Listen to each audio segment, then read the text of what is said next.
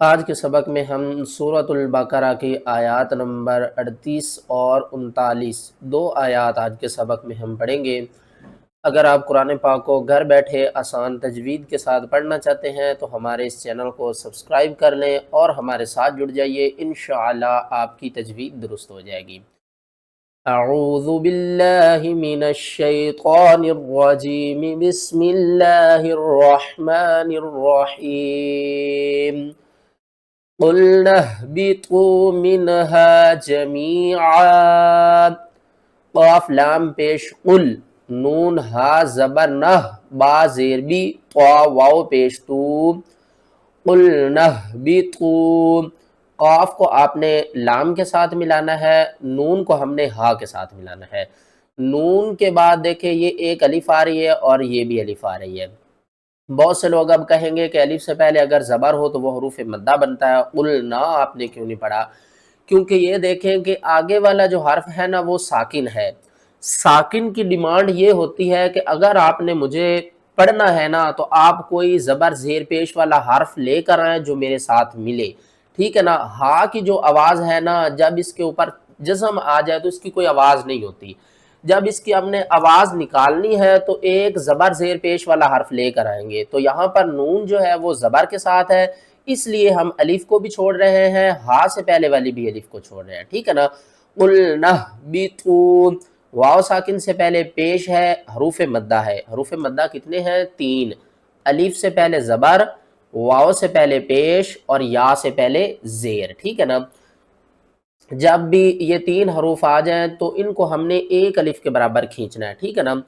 تو قُلْنَا اهْبِطُوا مِنْهَا، یہاں پر ہم نے نون کی آواز کو نا ظاہر کرنا ہے، منہا آپ نے نہیں پڑھنا۔ کیوں؟ کیونکہ نون ساکن کے بعد اگلا حرف حروف حلقی میں سے ہے، ٹھیک ہے نا۔ تو ہم کیا کریں گے؟ نون کی آواز کو ظاہر کریں گے۔ یہاں پر ہو رہا ہے اظہار۔ اظہار کس کو کہتے ہیں؟ ظاہر کرنا، نون کی آواز کو ظاہر کر کے پڑھیں گے۔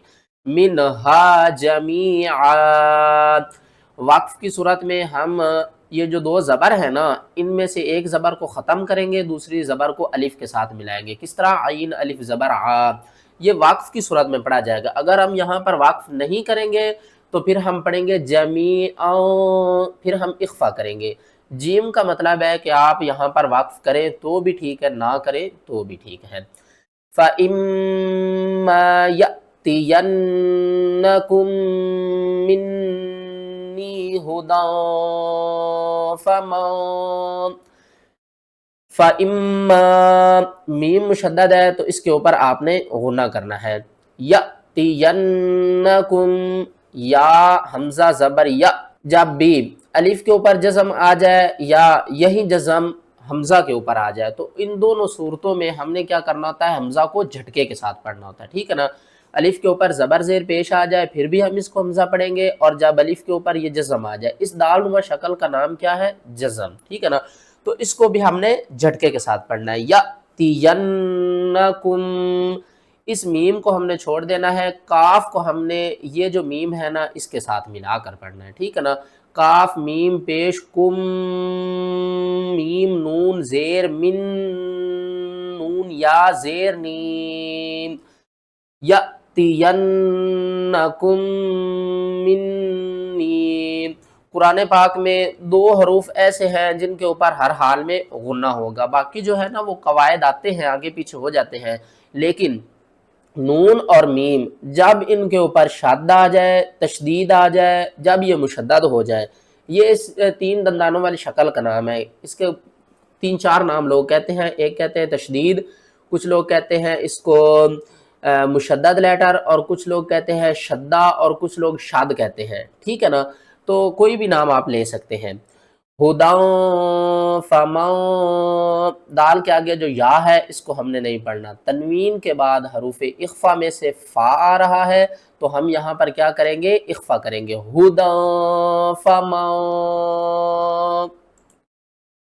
تابع ہدای فلا خوف علیہم، تابع، عین کو آپ نے حلق کے درمیان والے حصے سے ادا کرنا ہے۔ عین زبر ع، تابع ہدایا، ہا کو آپ نے حلق سب سے نیچے والے حصے سے ادا کرنا ہے، آواز بھاری آئے گی، ہدایا، فلا خوف، خا واو زبر خو، جب آپ نے خا کو پڑھنا ہے نا تو جو ہمارا حلق ہے نا یہ سب سے اوپر والا حلق کا حصہ ہے، خا، خا، اس طرح آواز آنی چاہیے، خا، خا واو زبر خو، واو ساکن سے پہلے زبر ہے، حروف لین ہے، جلدی کے ساتھ پڑھے، خو، خوف علیہم، فا دو پیش فن، نون ساکن یا تنوین کے بعد حروف حلقی میں سے کوئی بھی حرف آ جائے تو وہاں پر ہم اظہار کریں گے۔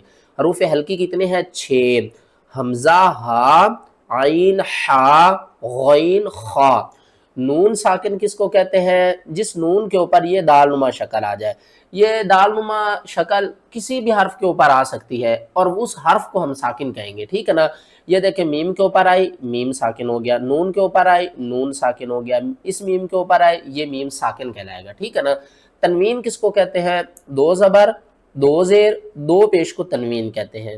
ان دونوں کے بعد اگر حروف حلقی میں سے کوئی حرف آئے گا تو وہاں پر ہم اظہار کریں گے، غنہ نہیں کریں گے۔ کس طرح؟ خوفن علیہم ولا ہم یحزنون، ولا ہم یحزنون۔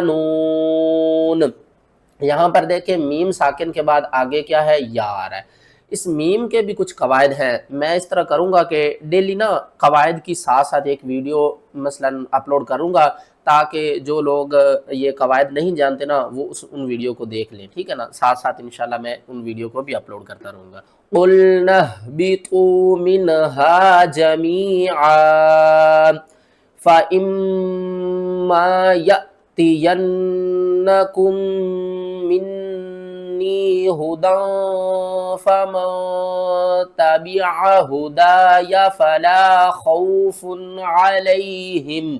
میرا سانس جو ہے وہ پھول گیا ہے، میں نے یہاں پر وقف کیا ہے، پیچھے سے ہم اس حرف سے شروع کریں گے، خوف علیہم ولا ہم یحزنون۔ والذین، واو لام زبر واللام زبر لا، ذال یا زیر ذی، نون زبر نا، والذین، یا ساکن سے پہلے زیر ہے، حروف مدہ ہے، اس کو آپ نے کھینچنا ہے 1 الف کے برابر، لام کے اوپر تشدید دیکھیں تو یہ 3 حروف آپس میں ملائے گی، 3 دندان ہیں تو 3 حروف ملیں گے۔ کس طرح؟ ایک واو جو اس لام کے اندر ہے اس کے ساتھ ہم اس واو کو ملائیں گے، پھر اس لام کو زبر کے ساتھ پڑھیں گے، 3 حروف ہو گئے نا، ایک واو اور 2 یہ لام اکٹھے ہیں جو تشدید کے اندر ہیں، ٹھیک ہے نا؟ 3 حروف، اور دوسرا کام کیا کرنا ہے ہم نے؟ سختی بھی کرنی ہے۔ والذین کفروا، کفروا، واو ساکن سے پہلے پیش ہے، حروف مدہ کھینچ کر پڑھیں گے، کفروا وَكَذَّبُوا، ذال کے اوپر تشدید ہے اور واو ساکن سے پہلے پیش ہے، وَكَذَّبُوا بِآيَاتِنَا، جتنا ہم نے آ کو کھینچنا ہے اتنا ہی ہم نے یا کو کھینچنا ہے، ان دونوں کی جو کھینچنے کی مقدار ہے نا وہ سیم ہوگی۔ کس طرح؟ بِآيَاتِنَا، آگے کیا ہے؟ چھوٹی مد ہے، اس مد کو ہم کہتے ہیں مد منفصل، کیا کہتے ہیں؟ مد منفصل، اس مد کو ہم نے 3 الف کے برابر کھینچنا ہے، بِآيَاتِنَا اولئک اصحاب النار، اس مد کو ہم کہیں گے مد منفصل، یہ چھوٹی مد یہ بڑی مد، اس کو ہم نے 5 الف کے برابر کھینچنا ہے، اس کو 3 الف کے برابر، ٹھیک ہے نا؟ اور یہ جو واو ہے نا اس کو آپ نے نہیں پڑھنا، حمزہ پیش او، لام مد کھڑا زبر لا، حمزہ زیر ای، کاف زبر کا، اولئک اصحاب النار، وقف کی صورت میں را کے نیچے جو زیر ہے نا یہ ختم ہو جائے گی، ہم فیہا خالدون۔